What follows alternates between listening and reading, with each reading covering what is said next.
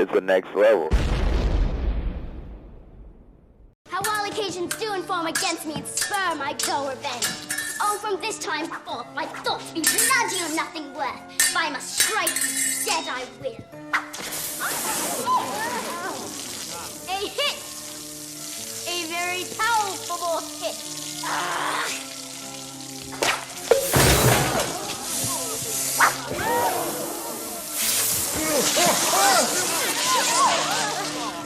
Oh, proud death! What feast is torn in thine eternal cells? Sweet oblivion, open your arms!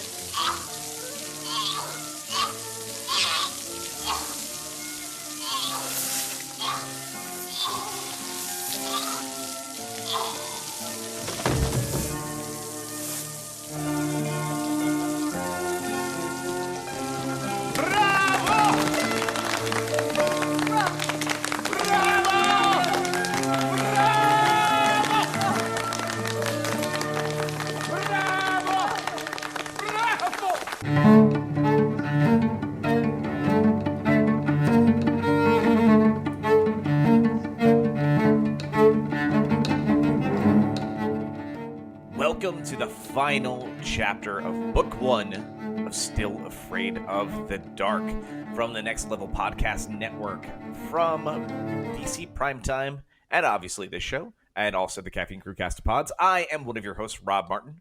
Joining me, as always, my co-host, Ben Beck. From the this is Still Afraid of the Dark, so not just from Still Afraid of the Dark, but also from the We Have to Go Back Lost Revisited podcast and the Spotlight podcast as well. So, but yeah, final chapter. I'm excited and sad at the same time. Yeah, this was a really, really fun show to do this year, and we've already 100% said this is definitely coming back next year. We've already got it mapped. We have more than half of this season for next year completely mapped out. But it's funny though too, because like you and I are just doing this one together to close this year out because we figured it was best for just you and I on this one. Because like I said, it was funny because making a new show, you never know what it's going to be or how it's going to evolve, what it's going to be like, any of those pieces until you actually do it. I was really pleasantly surprised, minus our first chapter audio glitches that we had, but yeah. This was a really, really fun show to do.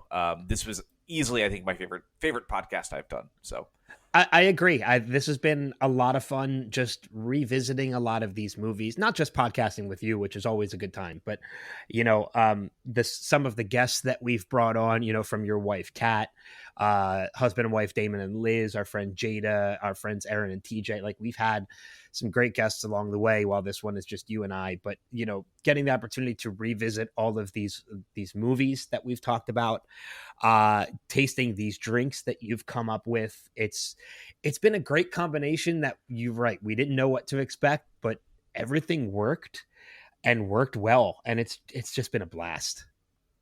The only other thing I would say is it's relatively expensive to make and come up with nine signature cocktails. That was a bit of a challenge, I will say. That was a really difficult challenge to come up with.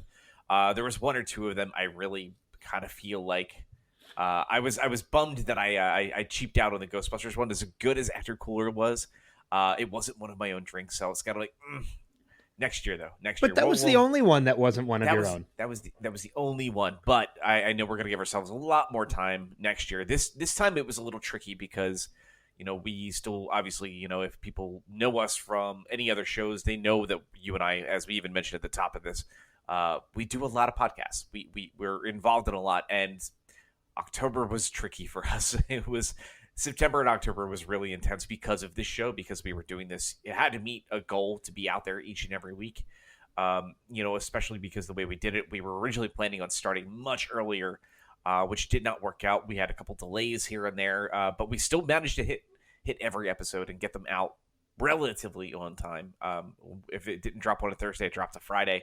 I know there's delays sometimes with some of the videos because there's a lot more involved in editing those versus it is doing audio editing. So, but the last couple of drink videos will all be up by Halloween night. Like I said, they're all shot. So, but like I said, we really hope you enjoy them. But because we're talking about drinks, we have to talk about not only what the name of this chapter is, but the drink from this chapter. And we call this one The Tale of the Folks Next Door, or The People Next Door. I can't remember what we officially dubbed it, but I think it was I think People Next Door was what we had originally dubbed it. Sorry, it was the Tale of the Next Door Neighbors. That's it. Because we shot the video days ago, and actually no, it was a week ago. So it's my brain is trying to play catch up. But, yeah. But this drink, because what we're talking about is the Addams Family and Addams Family Values, two of both Ben and I's favorite movies of all time, especially when it comes to Halloween and kind of Christmas, and we'll talk about that. But, yeah. But I can also say, though, this drink was probably one of the best. So good. This drink is called Wake the Dead. And what we're going to use to make this drink is you're going to need only a handful of things, but those things are really specific. So you want unsweetened cold brew coffee. You'll use about 3 ounces of that. Then you'll be moving on to using some rum chata. There's multiple brands of rum chata, but this, again, standard rum chata. You're going to use 1 ounce of rum chata. Then take some rye whiskey, 1 ounce of rye whiskey, and then a half an ounce of maple syrup. And make sure it's actual maple syrup, not like a Mrs. Butterworth's or something that's got this butter flavor additive. Actual real maple syrup, preferably if it's cinnamon or vanilla flavored. And a bonus if it is both, like the one we use in making the drink. So like I said, you just kind of throw them all together into your traditional shaker. Again, your 3 ounces of coffee, 1 ounce rum chata, 1 ounce rye, half ounce of maple syrup. Give it a good hard shake with plenty of ice, and then you have an amazing kind of like after dinner cocktail that's awesome for just give you a little bit of a boost of some caffeine, but it's a really nice buttery, tasty flavor that goes down a little too easy. So much so that we've mentioned on another podcast that not only did we drink it as you made them, but we've had them again since. Yes, several times now. I've done it with board gaming. I've done it with when we were recording Caffeine Crew's Halloween episode. All of those things, because that drink, I can't stop drinking it. It's super good. It's really, really good. Yeah, one of those ones that through this adventure of these 9 chapters, we've constantly had new drinks that we were like, this is the best one. Now it's this one. Now it's this one. So I'm really happy to see that everybody's had such great reactions to the ones that have been made so far. So that's awesome. Yeah, it's been, there's been a lot of drinks, throughout the course of this, as you mentioned. And, it's rightfully good that we kind of saved this one to the end because it turned out to be one of my favorites as well. So it's rather tasty. I'm not even a big whiskey drink person, but it was especially rye whiskey, but it was really good. It's tasty. Good. I'm glad you liked it. So did that end up being your absolute favorite by the end? It's in my top 2. I've well, actually, here's a good question for you. Before we get into this, because this is our final chapter, I figure this gives us a good time to talk a little bit about what's come before this, what's to come, and then we can get into the final pieces, since it's just you and I. So yeah. So what would you say are your top 3 drinks from this season? Oh man, you made it a top 3. Yeah. And you know what? They're actually more recent ones. My top 3 in no particular order. Obviously, Wake the Dead is in my top 3.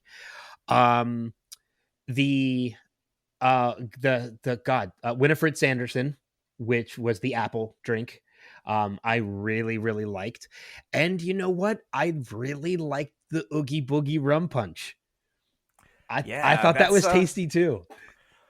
Yeah, I'm gonna say probably for me, it's gonna be the Oogie Boogie, which again that was a tricky one to make. It was a lot more involved. It took a lot of mental gymnastics of thinking of another drink that I had. I even mentioned that when we do that video of a drink I used to have I've had in New Orleans a couple times now, and they just don't give you those recipes. So it was trying to kind of recreate it and kind of making our own twist on it.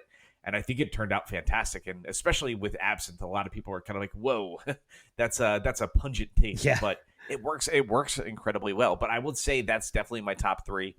The Van Tassel, and I'm going to say Wake the Dead was in there too, for my top 3. Yeah. So, But yeah, I'm really happy to see that so many people enjoyed so much of what we offered them this year. So, um, now I guess before we get to the final two films that we're going to talk about, we're now talking about 18 films in total during the course of this book. Going back, what was one of your favorites to revisit? One that you forgot about a little bit more than the others. I've loved having guests on, but I really enjoyed going back and talking about Young Frankenstein again, because that was a movie that I haven't watched in a while, and I really enjoyed going back to, and that was a lot of fun. I also really liked the chapter, The Tale of Jack, where we got to talk about both Goosebumps and A House with a Clock in Its Walls, because those were two movies that I sort of looked at as guilty pleasures. Like, I didn't know how many other people would really enjoy those movies, but finding a common ground in not just me and you, but also Damon and Liz, who were our guests in that episode, in knowing that all four of us, they were guilty pleasures for all of us, and we all really enjoyed those movies. Yeah, which was great. It was really cool. And like I said, it was really funny that it was never intended for them to be on more than 2 episodes, and they ended up being on a third of the show. But like they brought so much fun to doing this, and it was Liz's first foray into podcasting. Damon wanting to get into it and do more, and it was really great having them aboard for that. But you're right, those were really fun ones. But for me, actually, it was going back to probably watching Casper again. That's a fun one too. It was such a long time since I've seen that movie, which was a blast. And the other one too for me was Legend. Even though we were very split on that cast, but I forgot how much I thoroughly enjoyed that movie and how creepy that movie still kind of remains to be. But yeah, I thoroughly enjoyed. I think there was only one thing that for me that I did not give a treat to that this entire season. So it was kind of nice going back and seeing so many of these. Now next year, on the other hand, we'll probably have quite a few that'll show up as tricks versus treats. Yeah, exactly. And on that note, since we're kind of reflecting, do we kind of want to give a little bit of advanced view as to a couple episodes we have planned for next season? Because like I said, like we said at the top, I think we have 8 out of the 9 planned already. Yeah, we're getting there. We're definitely getting there, and some of those we might tweak and kind of get in place. We don't have chapter names or anything like that, or drinks created like that. Yeah, right. But I mean, like I know, like in no particular order and how they're going to show up. We're going to be talking about a lot of stuff. I mean, I know we're going to be going and doing definitely something that's going to be Scooby-Doo oriented at certain points, whether that be an animated specials here or there, or like the live action films. Like I said, there's a good mixture of what that could potentially be. Maybe it's 1-in-1. We know Coraline is going to be coming into the mix as well. I mean, the list just goes on and on. I know we're talking about doing what I think Little Monsters is going to be in Little there. Monsters, Beetlejuice, Edward Scissorhands, right? Yeah, and I think we're doing a musical. Not as if we're not singing, but the 2 movies that we're doing are musicals. We're doing a musical chapter that's Little Shop of Horrors and Sweeney Todd. Now, we do know, again, some of the movies that we're going to be talking about next year are going to be a little bit more PG-13. We 100% know that, and we'll put a little disclaimer in the beginning of those episodes. Yeah. But for the most part, like I said, we're going to stay far away from R-rated things because, again, unfortunately, there's only so many PG Halloween films that we knew we were going to have to branch out if the show continued. But we will never go above that PG-13 rating, so that way it can be still relatively family friendly. Yeah, exactly. And that still will be our continued goal throughout all of this. But yeah, I'm really looking forward to book 2 of this podcast next year. So. And I'm excited to do that with you, and hopefully have a couple of these people coming back. We're already talking about wanting to start recording come June, so it won't be long before we get back into the swing of this show. Yeah, it's one of those things where we know, like a lot of TV shows that do Christmas episodes, they film those Christmas episodes in like June or July. So we're taking the same effort, and I think we had even talked about starting as early as like April, May. And that may be the case. So. It's going to be one of those situations where we're going to have everything recorded and edited before the first episode even drops. Like the whole season's going to be done and in the can before it even debuts. So And the last piece too is this. We did. I know Ben did mention this last week. The videos for all the drinks will be on YouTube as well. So right now it is just getting through the last couple things that need to be done, but those will all have a permanent home on the Next Level page on YouTube. Absolutely. So do we want to get into this chapter? Yeah, let's do it. I'm going to have you kick us off back going into 1991 with Addams Family. Yeah, from director Barry Sonnenfeld. Yeah, as you mentioned, we're talking about the Addams Family for both films, Addams Family and Addams Family Values, two movies that were released relatively close to one another. They only gave us about 2 years before finally giving us a sequel to the Addams Family, and almost to the day. I mean, November 22nd, 1991, the Addams Family had released an Addams Family Values November 19th in 93. So just like 2 days short of 2 years, which, November, a good time to do it, post Halloween, but still, it's November is a great time for new movie releases, and the movies did very, very well in theaters. So much so that we still love them to this day. And what's interesting too about these films is you would think, oh, Halloween. Nope. Addams Family 1, Christmas movie. Addams Family Values, Thanksgiving movie. Yeah. So exactly. Yeah. You would think they would fall into that Halloween moniker, which they kind of do. I mean, it's not anything to say that they don't. But you're right. There are absolutely other holidays that are included in with those, with everything that's going on. As you mentioned, Christmas is a part of Addams Family. Addams Family Values not only, Thanksgiving, but it's confusing to me a little bit that there's a summer camp right before Thanksgiving. But again, it's something to overlook. It has it is a summer thing, but they just do the play on that. But so it kind of ties into all that. Granted, though, too, at the end of Addams Family 1, we do have a Halloween scene, though, too. So it's okay. Yeah, we do. That's right. But yeah, I mean, you talk about not only fun, comedic movies based on a beloved television series, but I mean, you look at the cast of, the people that are in this movie. For the most part, almost the entire cast is in both films, from Angelica Houston, Raul Julia, Christopher Lloyd, Christina Ricci, Jimmy Workman, and this is the third movie that we're talking about with Christina Ricci too. Yeah, I was gonna say jokingly that this title is actually Still Afraid of Christina Ricci. So yeah, exactly. But the only person that really was different between the two movies was Granny Adams, but being played by the delightful Carol Kane in Addams Family Values. So right. But I mean, even the supporting cast. I mean, you have Dan Hedaya, that people know from. I mean, he's such a great character actor to begin with. Yeah. I can't remember.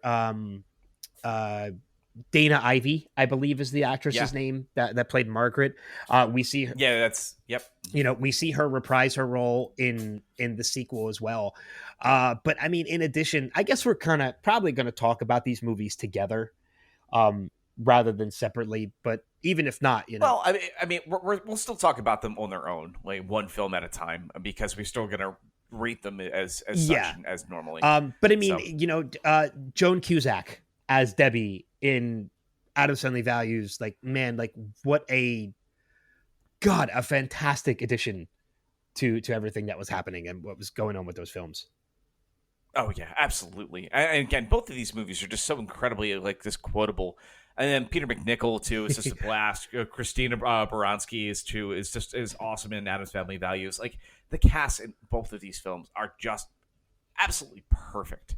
There is not any type of incorrect casting from start to finish on either of these films, and that's rare to have a cast that's those perfect and those spot on. The last time I felt this good about a cast was probably Clue, where there's not a weak link among anybody that's involved, which is rare. It's incredibly rare. Well, you can't look at anybody and was like, that person shouldn't have been this character. Wouldn't have this person been that much better? You never think that about either of these films. Yeah. So, I mean, in addition to, being a take on a television series, and we talk about the cast and we talk about the moments and everything, there are still quotable lines that come from both films, not just from the Adams, but from you would think a lot of these quotable lines that come from these characters would come from Morticia and Gomez, but two lines in particular that stick out to me come from Wednesday, of all people. And there's actually another actress that's actually in both films, but plays two completely different roles in both. Yes. And that's Mercedes McNabb. Yeah, I was gonna say, I was like, Buffy and Angel alum, Mercedes McNabb. Yeah. But I mean, she plays the Girl Scout in the first one, which is actually one of my favorite quotable lines from the movie. Are they made from real Girl Scouts? Yeah. And then she plays a bigger role in Addams Family Values as Amanda. Well, I've always viewed it as that's the same character because it's the same town, so it would make sense that that's the same person. Yeah, and she's never named in the first one, so yeah, I guess it could be the same. It could be the same character.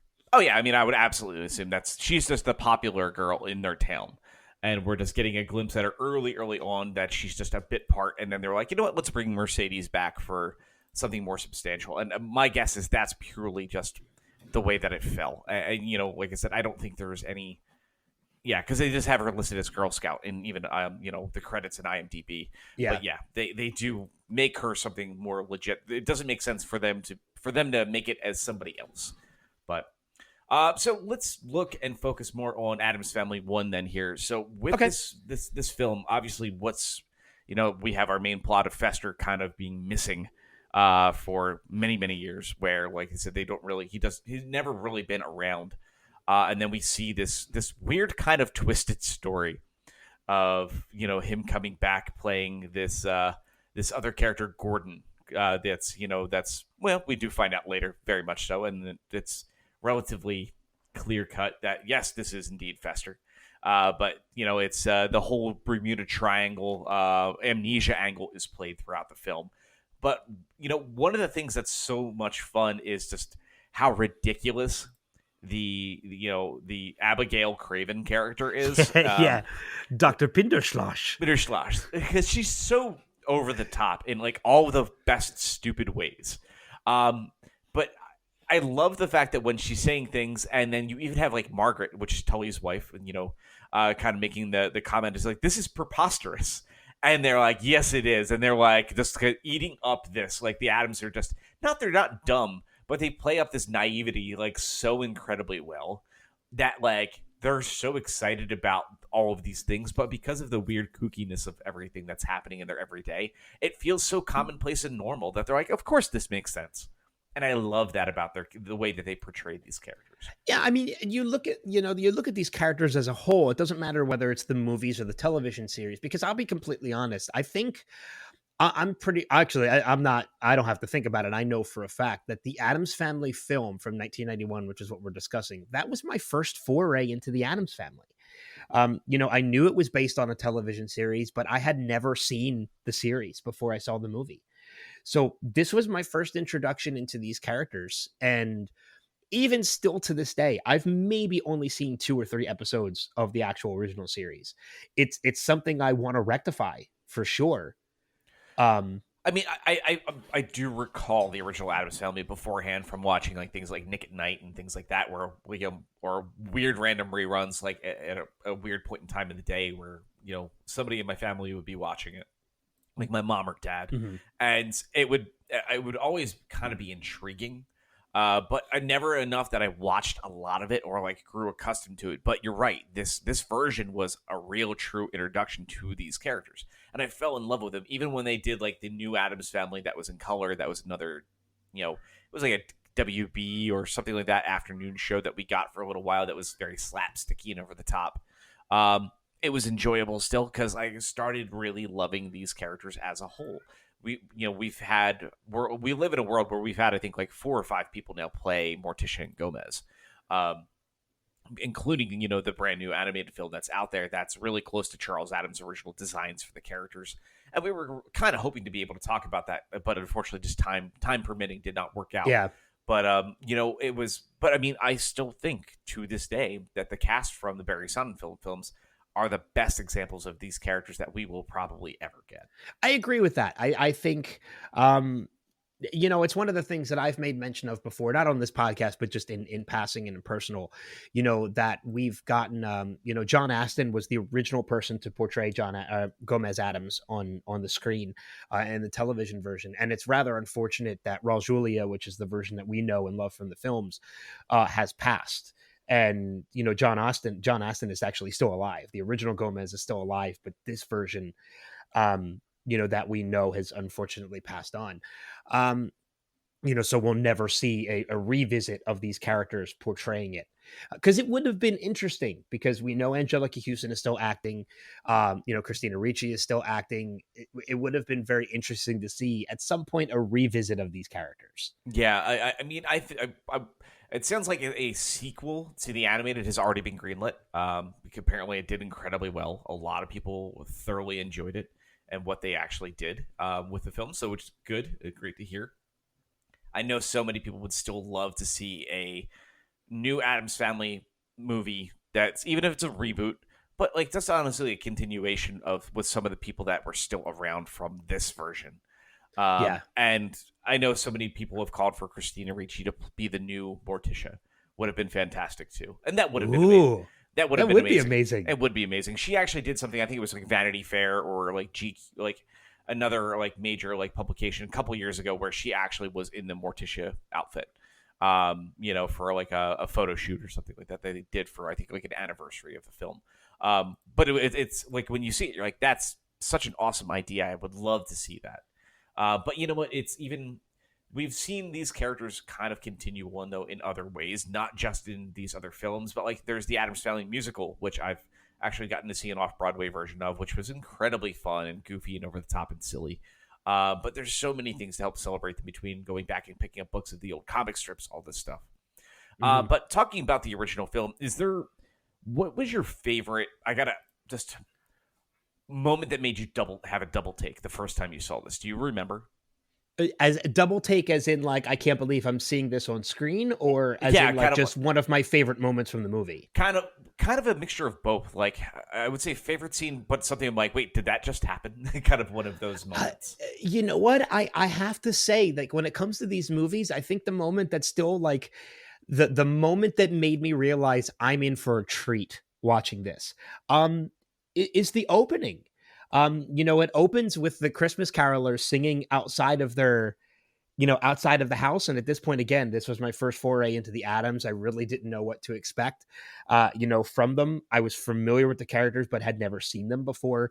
So the whole opening with the carolers singing outside of the mansion, outside of the house, and then the camera slowly panning up to this group of characters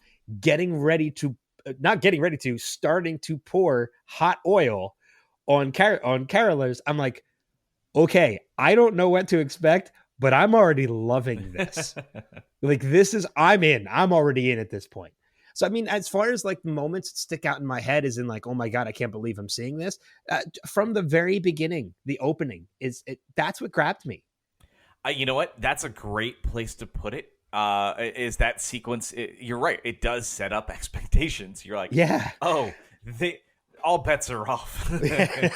Exactly. For me, my favorite scene though still is Wednesday and Pugsley, and the school play. God, yes. When they're doing the Shakespeare, sequence, to this day, it is still a very powerful hit. But it's one of those moments that just makes me smile, regardless of how old I get. I was the perfect age for when this movie first came out back in 1991. I was only 10 years old, and it played great to a 10-year-old, but it still plays amazing to a almost 40-year-old. And yeah. that says something, that they've just hit it right. But it's so incredibly, incredibly funny, and I love just watching, all of this entire crowd just stunned and in shock, covered in blood, and then the Addams is getting up, just the standing ovation, and it plays so amazing. And to this day, it is one of my favorite movie scenes of any movie scene ever. And I just adore it. I absolutely adore it. Yeah, I mean, if we talk about favorite scenes though from the movie, I mean, not just stuff that stands out. You know, that is a great scene in itself too. Is just watching that happen when slits her throat, and when Pugsley slits Wednesday's throat and everything. It's so great, and just the blood spurting everywhere. But another scene in that movie that really sticks out to me is the mamushka. Oh yeah, it's such a wonderful sequence. I love that. I too. sing along with it while Yeah. I'm watching it because it's just good fun in seeing all these quirky elements of this family coming together from like this great cast of characters in the background that are all possibly related. They're all part of the family.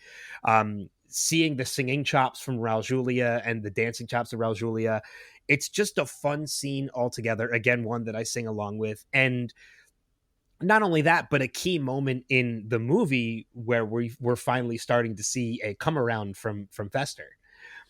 So yeah, that to me, that's another scene in that movie that just really sticks out to me, and it is always in the forefront of my memory. Yeah, I'm right there with you. It's just incredible and wonderful, and it's it reminds me of, there was an old, I think it was like Cinemax or HBO, and they used to do these little things called the Scenes We Love.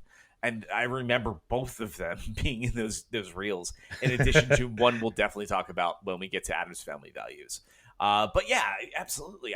You're right, though. They are truly just exceptional sequences.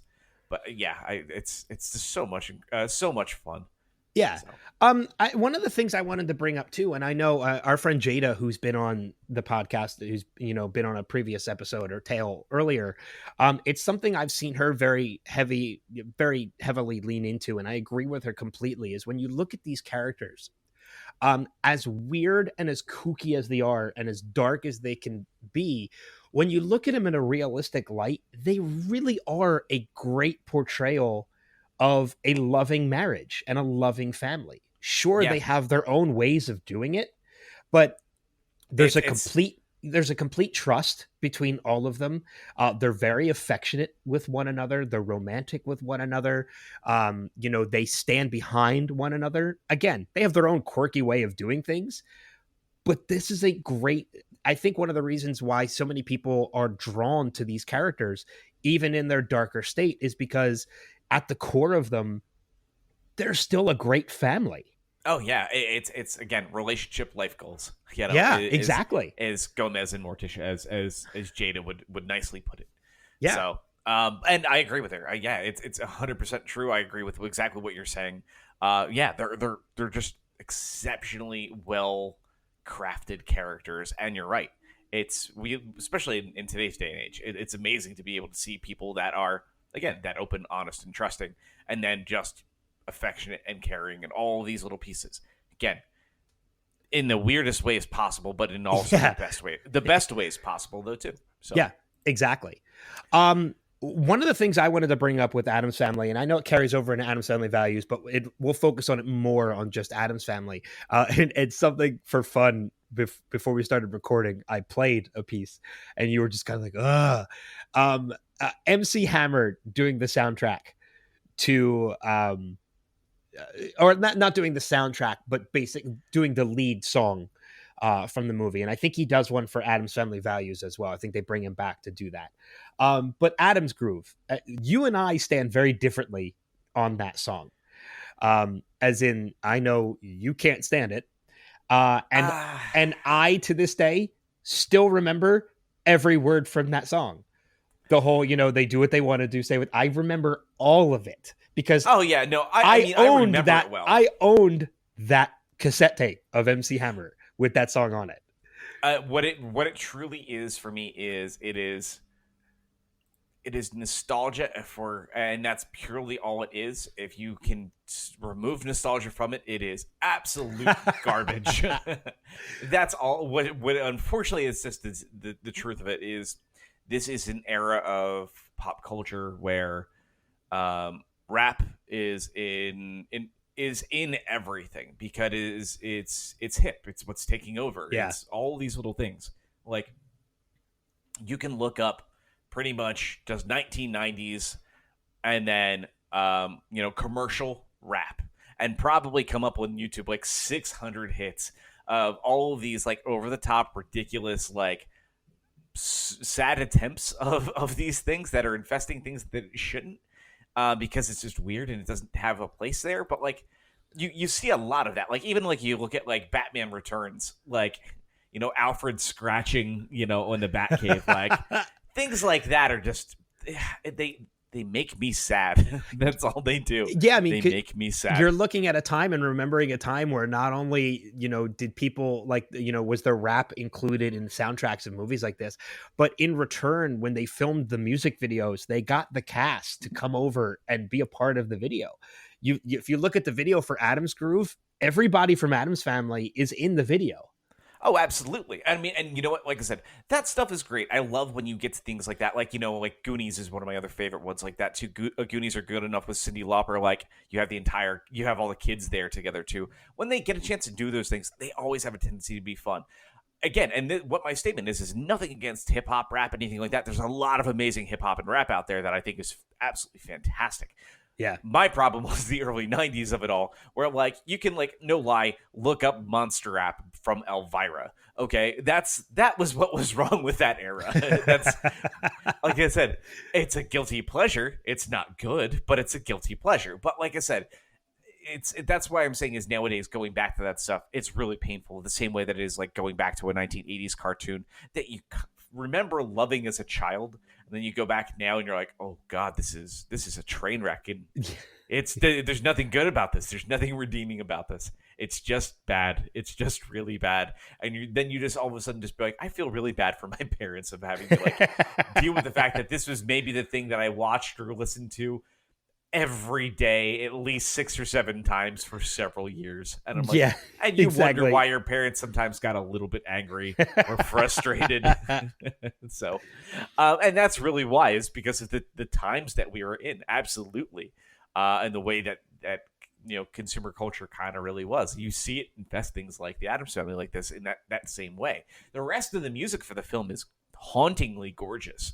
Like all the score work. It's funny. I don't know if you're the same as me, but going back to a lot of these films, that's one of the things that's popped out to me a lot was like the scores that I forgot about. And I'm like, some of these are beautifully, beautifully written. So yeah, and I'm a huge fan of movie scores. I still to this day will listen to a good movie score. So I agree with you completely that the score itself is fantastic, and I think. Mark Shaman, I think, was the one that did the music for Addams Family. I'm not sure who did it for Addams Family Values, but I think I can't remember what other movies he's done. He's not as well known, as some other composers out there, but he's, still, it's great music for the movie. Yeah, absolutely. Yeah. So I guess maybe we should it's time to give this one a rating. So, well, before we do that, the only other thing I want to mention, and this kind of ties into both films again too, is when you look at the director and you look at Barry Sonnenfeld, and you look at some of his other projects that he's done, from the Men in Black movies to Wild Wild West, series of unfortunate events on Netflix, this definitely fits in to his genre. And his style of directing. That's really all I have to say about it. Is like when you look at the people you could have gotten to direct this movie, I think Barry Sonnenfeld was a good fit. I think he's part of the success of why these movies are as popular as they are. It was a perfect choice. It was an absolutely perfect choice. Yeah. All right. Yeah, so obviously, if this is the very first episode, which I'm sorry if this is the very first one that you're listening to, go back and listen to the other ones. Yeah, we're not asking a lot of you, just 9, maybe 10 hours of your life total. Hey, yeah. But we rate everything as almost kind of like a simple thumbs up, thumbs down. But because this is a Halloween-esque show, we talk trick or treat. Obviously, trick being bad, treat being great. So, Ben, how would you rate Addams Family from 1991? It is 100% an absolute treat. It is a movie I've rewatched over the past couple weeks. I will most likely watch it again, probably between now and, you're hearing this on Halloween or later. So by the time you're hearing this, I might have already rewatched it because it's just that much fun. And not only that, but not only is it a movie that has tones of Halloween, has tones of Christmas, but it's one of those movies that's so well done and so fun. I could watch it any time of the year. And that to me is a mark of a great movie. I agree. I'm right there with you. This definitely gets a treat. This is, to this day, one of my favorite films of all time. And let alone, again, whether it be a Halloween movie, a Christmas movie, a Thanksgiving movie, whatever the hell you want, a sad Wednesday night movie, whatever you need. This is one of those films that will always pick you up, always make you laugh. It never ceases to not be funny. It's kind of like, we mentioned Clue pretty periodically through this episode, which is probably something that'll be appearing next year because it's another great kind of Halloween-esque film. But it's one of those few films that is just lasting. It functions incredibly well. It doesn't really overly date itself. There's only a couple small sequences in the entire film that even give you a semblance of when it actually is meant to take place. But it does hold up incredibly well because of how over the top it is and how willing they are to stretch boundaries and do new things and different things. But it's such a great film. And even like where some of the effects work looks a little silly and cheesy, it's really easy to overlook because it's just, again, it is a classic. It is just a classic at this point. Yep. So Agree. 100% agree. All right. Why don't we fast forward time 2 years into the future and go into 1993 for Addams Family Values? Ben, I'll kick it over to you. Yeah, I mean, again, it's a great follow-up. When it comes to comedies, a lot of times sequels do not hold up. I mean, you look at films like, Ace Ventura: When Nature Calls, which is just, it's not a great sequel in my. I know people love it. Just a quick note. Neither of those movies is a good movie. Let's be honest. I like the first Ace Ventura. I was a fan of the first Ace Ventura. So, I mean, hey, fair enough if you didn't like either one. Oh, no, I used to. Going back now, outside of that prepubescent early tween years, they don't hold up too well. So. All right, fair enough. But I mean, at least we can both agree that Ace Ventura: When Nature Calls is just a horrible movie. Absolutely. So when you look at sequels for comedies, very rarely do they hold up to the original. I mean, even like Anchorman, which I love, the sequel not as good, not as good as the original. Addams Family Values is one of those ones where I think maybe there are moments it's lacking. I think I would put almost right up there with the original. Not only does it bring back all these characters that we love without really changing much of any of them, we get introduced to a slew of new characters. And I'm not just talking about the main ones like Debbie Jelinski and, Gary and Becky Martin Granger. We get an expansion of the Addams family themselves. We meet and characters from the TV series. We get Dementia, we get Flora and Fauna. There's just Flora and Fauna showed up in the first film, but not until the end, though. I don't think we get. No, they were at the Mamushka scene. That was like a big setup between the rivalry between Gomez and Chester. That's right. And then we see them again in this one. Yeah. But yeah, I mean, we get new additions to everything. Not only new additions to introductions to new characters, but a completely new Addams. Yeah, Pubert, which is what a perfect name for an Addams baby. And I love when like the whole thing is starting off as like we wanted a name that they could live with. So what are you calling him?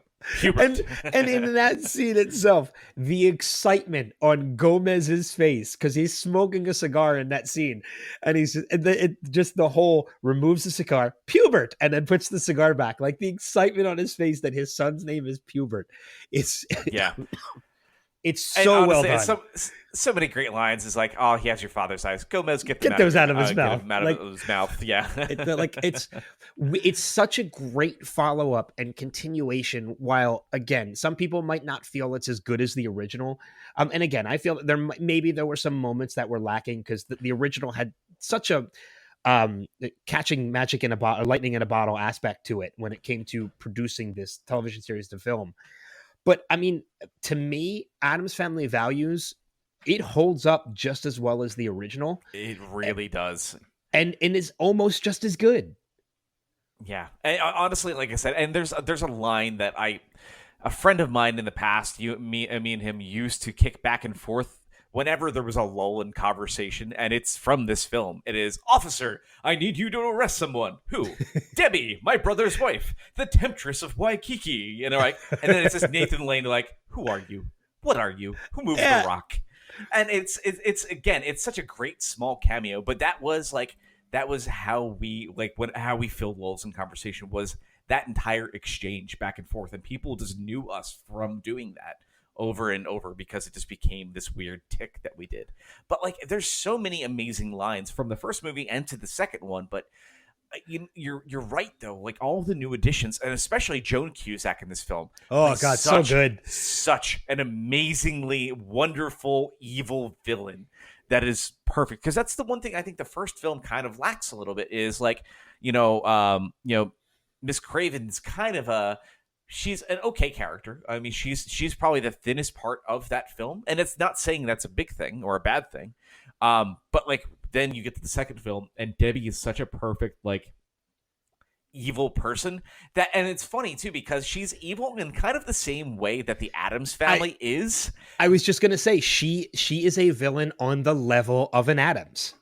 Yeah, and it's funny because in any other world, and they were like, "Oh, we're gonna be sad to see her go." Yeah. It's kind of Yeah. like, She and was a it's- character that was so well done that had she not been a villain of the Addams, she would have fit in with the Addams perfectly. right, and it's really funny because you see somebody like the first film, like you have Margaret, Tully's wife, who is so sweet and normal, and then become just a normal part of the Addams clan by the Yeah. end, but she still is this adorably sickly sweet. And then Debbie is this perfect over the top. But the funny thing is, the through line between both of these films is Fester. It's Fester, yeah. And because he is such a great focal point, because he's such a different, weird, unique character, that it does play in really just amusing little ways. But his relationship with back and forth between him and him and Joan Cusack's character with Debbie is so incredibly funny. I love watching everything play between the two of them. All the times that she attempts to murder him and he survives, like dropping the radio into the tub, and when the dust settles, he's just got a light bulb in his mouth that's lit up. When she blows up the house and he just walks out with a perfectly cooked turkey, it's like they're so well done. And I love the fact that by the end of the movie, it's Pubert that saves the day. Like, what a great way to fully induct him into the family. In that, like, by the end, he's the one that takes out Debbie, and it's fantastic. Oh yeah, I mean, and it's again, it's incredibly thoroughly enjoyable, and and I love too that, like, you even have like these other characters like Joe, who is the love interest for Wednesday at the camp. As they're trying to figure out who Debbie is, because, Wednesday is the only one that believes something's truly wrong. Again, just like the first film. They're taking a lot of the same kind of elements from the first film and carrying into the second, in the way that things are structured and functioning. All these little pieces kind of moving. And, I love that it's Joe and Wednesday kind of like looking at serial killer trading cards to figure out her identity. And it's like... And I'm like, I love the fact that Job is just as equally as warped, but in a completely different way. And it's a lot of fun to watch on how that plays up. But we talk about other, like, favorite scenes from the first film, and then in the second one, I feel like there's a ton of other amazing ones here too. One of the best ones is definitely while they're at the camp. Like I said, there's the end of the sequence at the camp. Yeah. Is obviously the big one we'll get to, but that small one of when they first get caught doing something and they kind of get put in a happy hut, and and they're forced to watch Disney movies, and it's just that sequence of like, why you can't do this, and they're looking at Pugsley. He's like, he's only a child, Yeah. But it's that great sequence of when they come back and then free them all from the the happy hut, and all of a sudden it's this Wednesday putting that terrifying smile. She's scaring me. Well, I mean, not only that, but we talk about great scenes from the sequel as well. But again, just like the first one, there's so many great quotable lines and scenes that are delivered so subtly, but perfectly in the style of Addams, that you kind of do a double take and you're like, holy crap, that's funny, and it really shouldn't be. When it comes to, like I said, with quotable lines, one that always sticks out into my head is the first meeting of Wednesday and Amanda. When when Amanda says, like, "Why are you dressed like somebody died?" and Wednesday's, "Wait." Wait. But when it talks to when it comes to favorite scenes, like one of my favorite scenes, and again, this is one of those ones where you laugh at it because it's funny and it really shouldn't be, is when they're throwing the bachelor party for Fester and Lurch brings out the cake and it's supposed to be a stripper inside the cake, and Gomez is like, "Oh, Lurch, was she in there before you baked?" I was like, it's like that poor girl. Lurch, was she in there before you baked? C'est la vie. C'est la vie. It's so good. Like, again, scenes that shouldn't be funny, but totally are. And that it's perfectly Adam's style, and I love it. Yeah. Oh, yeah. Absolutely. It's wonderful. All right, we got to get to that scene because I know you and I both want to talk about it. So the actual Thanksgiving play is truly just. Again, when we say some of the best filmed scenes ever, just all of the reject children at the camp just decimating and basically, without them showing death, hunting and killing the popular kids is to this day is just fantastic. And just, having, again, Gary and Becky Martin Granger just like being roasted on a spit, the whole nine, like, they just go so far into left field in that sequence, but it plays, again, just brilliantly. It is such a funny scene. And I think on top of that, too, when we talk about that scene, there's so much stuff that plays out in that scene, from pilgrims being launched into the lake and everything. One of my favorite moments from that scene, and it really speaks Adams, is, after everything has happened and the dust is kind of settled and we kind of see the aftermath, we see Amanda tied to a pole with an apple in her mouth, with Wednesday approaching her. And then we get that atypical Adams scene with her holding up a match, lighting the match, and the theme, the Addams Family theme playing in the background. And it's like, yes, what a fantastic way to wrap up that scene. Oh, I know. And it's perfect. And like I said, both films do have small little issues here and there, blah, blah, blah, blah, blah. To this day, though, they're both damn near perfect, awesome, over-the-top, great comedies that are twisted and creepy in all the best ways. We have talked about a lot of movies over the course of this podcast, over the course of this first book. No two movies. I and every time we've talked about different movies, there's always been a part of me that's like, yeah, I'd like to go back and rewatch this now after talking about them. No two movies have more so spoken to me in that way than these two movies. Like, we're talking about these movies now. I really, absolutely, when we're done, want to watch them when we're done. I didn't rewatch them in preparation for this because I know them inside and out. Like, the fact that, like I said, we were just kicking off lines like there was nothing to it. Like, I know these films that incredibly well. I am going to be decorating my house because, again, this is the Sunday before Halloween. I'm going to decorate the house for Halloween today. Both of those films are going to be on in the background in my house while I'm doing that because it's such a perfect way to get in the spirit. And that's why we wanted to end with these films. Like, we originally were thinking it was going to be Addams Family and the brand new animated one. But then when we realized time was not going to permit, I'm like, well, why don't we just do Addams Family Values? And I was more excited about that because I'm still, one of those things that I'm really worried about is going to see this new Addams Family film. And I know I will eventually watch it. Absolutely. Because I love those characters so much. But nothing's going to hold a candle to this. And I don't want to be objectively looking at it for it being something that it's not supposed to be, which is the sequel to one of these films. And it's hard to watch a reboot of something that you care a ton about. Yeah. It's never going to be the same. So, and it's not a reboot. There's been so many interpretations of these characters over the years. I mean, there's the third film in this series that no one really talks about. I mean, and the rather unfortunate part about that too is there is a phenomenal actor playing Gomez Addams in that version, right? But people still refuse to talk about it because it's not a good movie. It's one of those direct-to-DVD films. Like, I think it's Daryl Hannah plays Morticia. We have Tim Curry playing Gomez. We have a brand new Wednesday, brand new Pugsley, brand new Fester, brand new Grandmama. The only person that's back in the mix, Lurch and Thing are the only only portrayed by the same two people. That's it. But you wish there could have been a third film with this cast. But again, this was one of Raul Julia's last films, and you know what, man, what of a great role to kind of end your career on, kind of like cement your career a little bit. And it's, I mean, don't get me wrong. He's played some phenomenal characters, you know, in his day. You know, even M. Bison in Street Fighter is like, come on, like that's still a fun character. But you're right. Like, this was one of his final movies. What better way to cement your career than playing this iconic character? Yeah, absolutely. I guess the only thing left to do talking about this film, because we talked a lot about it in conjunction with the first film, is to give it our final rating for this book. So again, trick or treat, Ben? Oh God! Again, it's a treat. I mean, it's one of those movies that just in talking about it right now, I want to go back and rewatch. I want to watch them back to back. I did it a couple weeks ago, even though I didn't need to. Again, like you, I've seen these movies so many times that I could very easily talk about them without watching. But I just like you having these movies on while you're decorating for Halloween.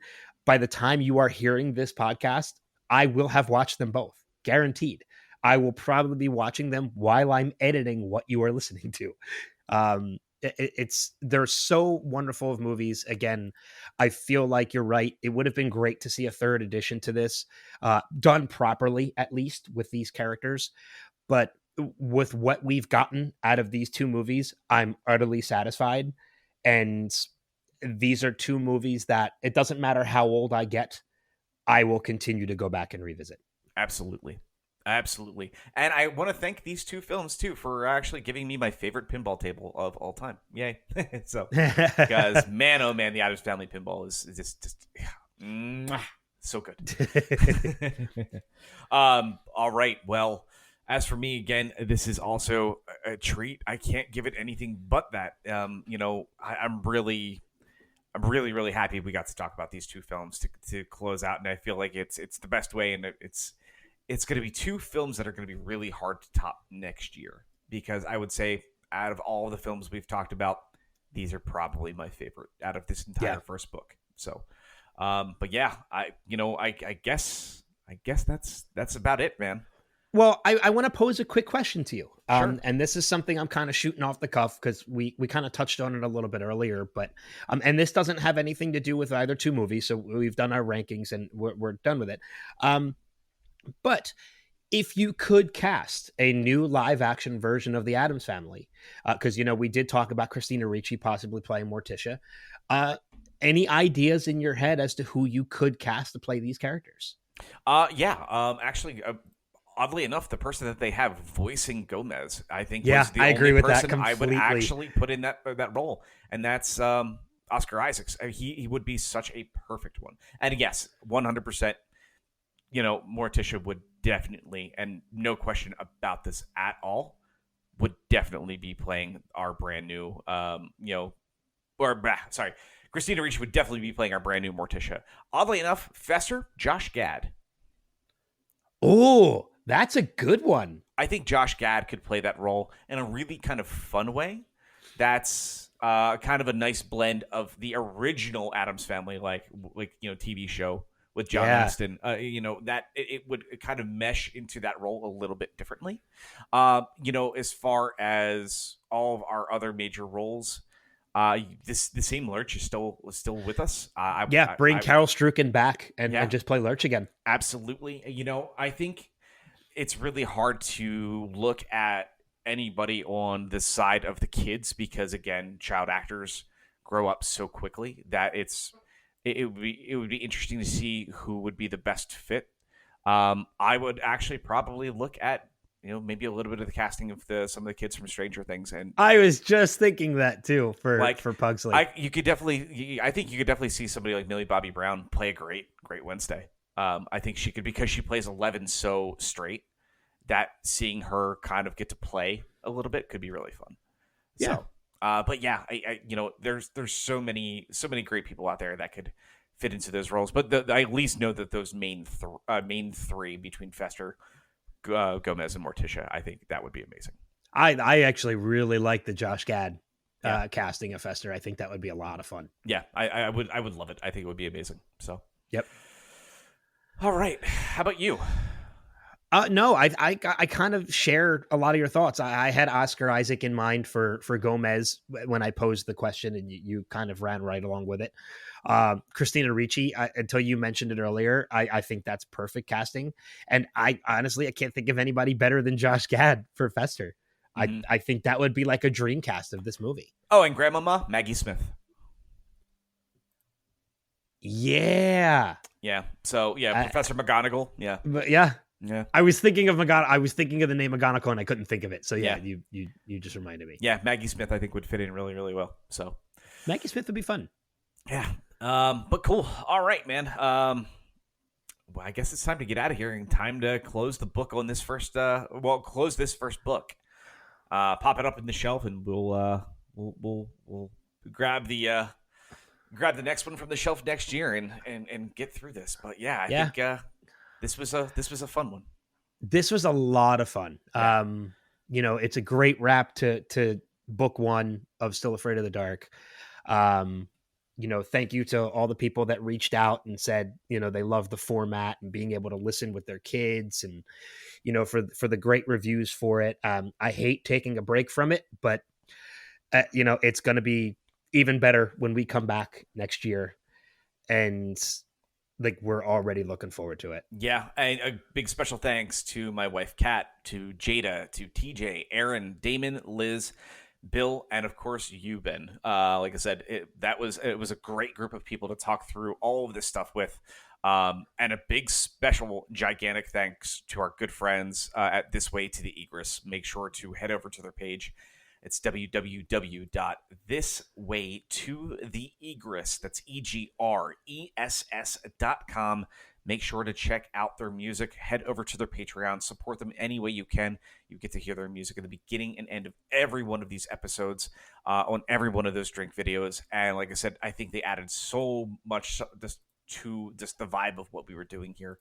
And we can't wait for you guys to be back along the journey with us again next year. So yeah, it's going to be a lot of fun, and I can't wait for it either. And just as you thanked me, special thanks to you as well. This was something that you and I we kind of threw out there months ago, and we knew we really wanted to do. And I'm extremely pleased with what we finally pulled together, and it worked, and I can't wait to do it again next year.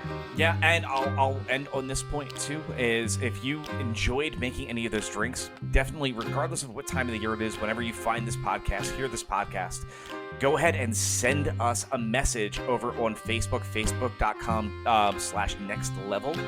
And just send us a message. We would love to see any of those shots. If you have your own Halloween drinks that you really love, send us a message. I will give them a shot myself, and maybe they'll appear next year on book 2. So we'll see. And like I said, we'll talk to you then. Real quick, it's facebook.com/the Next Level Network. The Next Level Network. That's right. Sorry. That's all right. Figured I'd correct you before you brought us out. So. Yeah, absolutely. And I guess the last thing we can say is Happy Halloween.